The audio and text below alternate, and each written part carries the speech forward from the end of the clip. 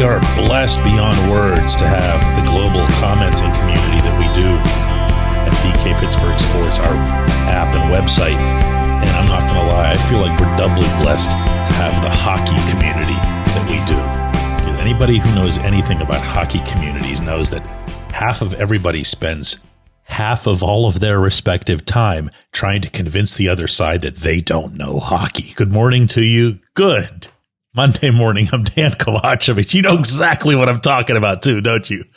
I'm Dan Kovacevic of DK Pittsburgh Sports, and this is Daily Shot of Penguins. It comes your way bright and early every weekday. If you're into football and or baseball, neither of which do things like this, I also offer daily shots of Steelers and Pirates in the same place that you found this. So a couple of my more regular and, by the way, more knowledgeable hockey commenters out of the thousands that we have got into a good little discussion over the weekend about whether or not your favorite team is either stuck in what they referred to as the mushy middle, or whether it would be prudent to get out of the mushy middle if they're in it in one direction or the other. What is the mushy middle? Well, in this context, it's that the Penguins don't go through all the way through a rebuild that allows them not only to build up the kind of youth that they have over the past couple of years, to Kyle Dubas's credit, but they don't come away with the star type, the elite type of prospect or prospects. Or they could go the other direction, and that would be to, kind of take it back to where it was a couple of years ago. And Dubas would say to everybody, here we go again. This is it. We've got $16 million or whatever it is left to spend. We're going to go and get some big name monster left-handed defenseman. And I'll stop that scenario right there because I don't think that's anything that anybody would want. Now, here's where I can be a little bit guilty whenever this subject arises. I have a tendency that when somebody describes a rebuild as being a total rebuild or forget about it, I roll my eyes. I start thinking of how, I'll put on some talk radio or whatever on that rare occasion when they'll actually talk about hockey, and they'll say something like, well, if the Penguins want to be serious about this, and they got to trade off all their old guys and Gino and Tanger and even Sid, trade him too. And that's just being ignorant of reality, actually on multiple fronts, not least of which are practical fronts. So I kind of let it go in one ear and out the other. But when it's brought up within the framework of somehow securing that superb prospect that almost everybody needs at some stage of team building, I'm not going to lie. I shut up and listen.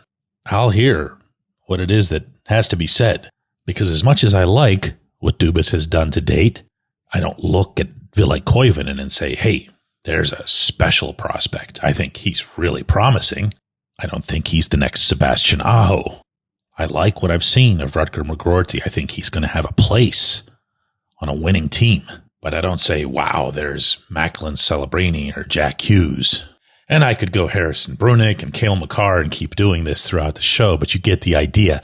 You really do have to come upon this player in some form. Now, the part that I get edgy about is there's a common perception that the only way to get that player is to lose like crazy and then hold your breath when they do the draft lottery, and that's just not the case. I could get into the recent history of first rounds, or I could, drop back to 12 years ago and point out that when Jake Gensel was selected by Ray Shero and the Penguins, it was in the third round, and 76 other players had been taken before him. Now, if you had a Jake in the pipeline right now, you might not know that he'd become Jake.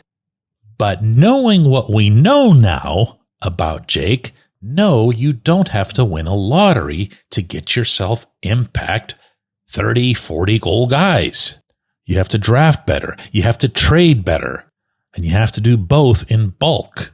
That's something that you, or in this case Dubas, can control. The lottery isn't. So understand, please, that whenever I get all goofy about the concept of the total blow it all up rebuild, that's mostly why I am not in favor of doing anything toward a lottery. But as long as I brought up Jake, I'm going to bring up something else, because this speaks to the other extreme that I kind of just glossed over. Whether you're talking about Jake or any of the younger guys who came up and were part of either one or both of those recent Stanley Cup championships, you have to recognize that they became better in large part because they were surrounded by success. You know who would back me on this? Jake himself, Brian Rust would, Connor Sherry would, Matt Murray would. They were thrown right into the fire, they thrived from it, and they became better. They became more impactful talents over the course of their respective NHL careers, especially, obviously, I'm talking about Jake and Rust here. That's not nothing. Find a way to win. Find a way to be good. I'll say it again, there's nothing that hurts the Penguins' future by spending up to the cap. When we come back, J1Q. This episode is brought to you by Bet Online, your number one source for all your summer sports needs this season, from Major League Baseball, golf, NHL, NBA playoffs. Get the latest odds and lines, including all team matchups, player props, odds on just about everything that's out there. Head to the website today or use your mobile device to get in on the action. Bet Online, where the game starts.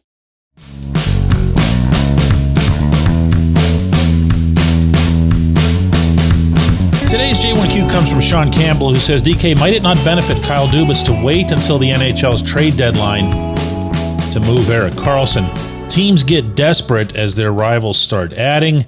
The price for Karlsson could go up, especially if he's given the freedom to do his thing under Dan Muse. A couple of things I want to go at here, Sean. One, it was what you brought up at the very end here. I don't know that Karlsson lacked freedom under Mike Sullivan. If anything, one of the more vocal complaints about Sullivan and his system was the way the defensemen were instructed, not encouraged, instructed to get into the attack, even lead the attack, to pinch at every opportunity. Now, could Karlsson go somewhere else and get more power play time than he did in Pittsburgh? I mean, he was the one who lost at least some of that duty to Matt Grzelcyk. I guess so, but I wouldn't pin any of Karlsson's shortcomings in Pittsburgh, real or imagined, on Sullivan, at least not in any strategic sense. As for waiting to the deadline, that's one of those things that comes up every year around that time that ends up being more discussed than it is delivered. You will see, hear, and read a lot about teams becoming more desperate. And yeah, they do some wacky things at the deadline.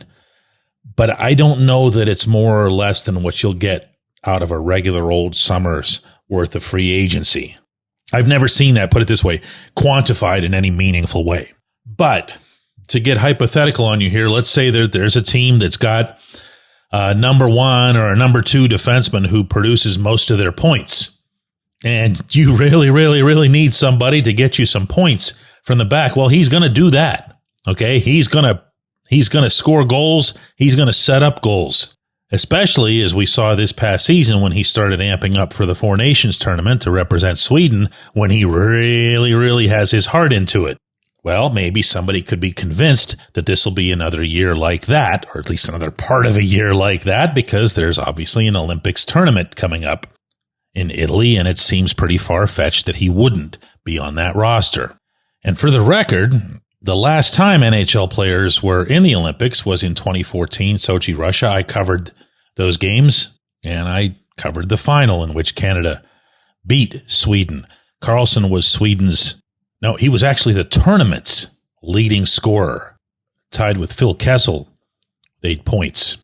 But really, we can do this into oblivion here, and we're still going to be avoiding the biggest point of all, which is the amount of money that's committed to Karlsson over the next 2 seasons. It's an $11.5 million cap hit each year. Wherever he goes, there's a really good chance he'll be somebody's highest paid player, just like he is here.